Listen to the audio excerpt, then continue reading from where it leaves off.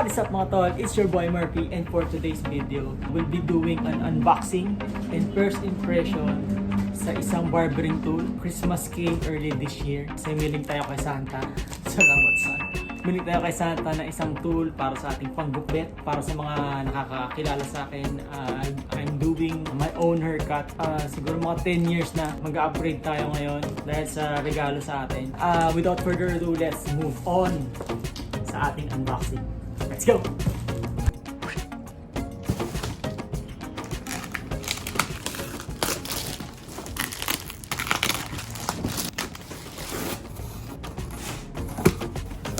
Yung mga tol, meron tayong brush, knuckle brush. And yung ating trimmer. So ito yung box ng ating knuckle brush. Ano yung trimmer natin? Box natin. So ito na mga tol. Wow! Cordless magic clip. Let's go! Meron siyang ito. Meron siyang power cord. Let's throw it away muna. Throw it away muna. And let's see ang malaman. So meron tayong mga guards. So many guards man. So yung ano natin, meron din siyang mga adapters. Meron natin yan, adapters. Let's open this one. So this is my first time mga tol na magkaroon ng wall clipper. Yung first clipper ko kasi cordless is Kemei, nasira na siya. So ito yung luma nating, it's not working anymore. Meron siyang ano pero hindi na nag-work. Kaya nag-request tayo kay Santa ng panibago. Alright, let's continue sa ano natin. So meron tayong 1, 2,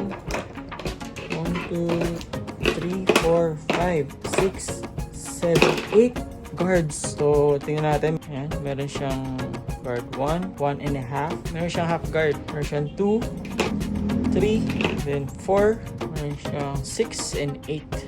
So, ayan yung mga guards niya. 8 guards. And meron din siyang cleaner sa panlinis. Ayan, oil. Ayan yung brush para sa ano. Ito lang, actually ito lang nagagamit ko. Ito hindi ko siya nagagamit. Ayan, meron tayong bagong barbering comb. Kung makikita nyo dito, meron siyang tatak na wall. So, included to sa package. Then, let's see.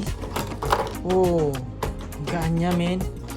So, ano pa ba nandito siya? Meron siyang manual. Focus tayo sa ating tool. With that, or that away. So, ito, damn, man. Sobrang gaan niya. So, ayan, makikita nyo. Paul Magic Clip Cordless. Siyang sabitan. Ang gaan niya. Kumpara dito sa Kemei. Yung Kemei medyo mabigat. Ito parang ang sarap niyang gamitin kasi magaan. Smooth lang yung ano niya, yung lever niya. Unlike sa Kemei, meron siyang click. Kiklik to eh. Kaya lang sira na nga siya. Nag-click siya. Parang 4 clicks siya. 4 clicks. Pero this clipper did its job. But let's go back to this one. Ito magic clip man. Try natin i-open kung bubukas. Oh, ang smooth niya man. Smooth niya tumunog. Ano ba? Si button.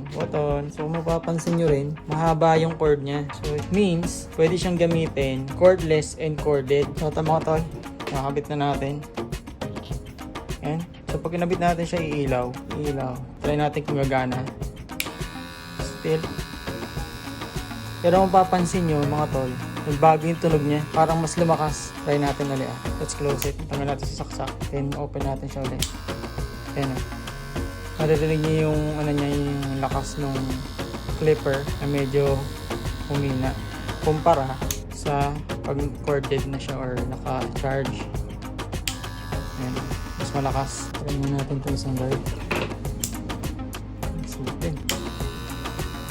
Actually, ang madalas ko lang naman nagagamit kahit ang mga dati pa is yung 1 and 2. Minsan pumaabot lang ako ng 3, yung guard number 3. Pero try natin kung magandang gamitin tong half guard. Ito yung mga nakikita ko sa mga barbers na sa YouTube. Ginagamit nila to even find the fade na ginagawa nila. Try natin sa sarili natin to.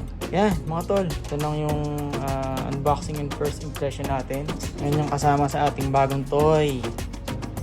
Sana naging informative.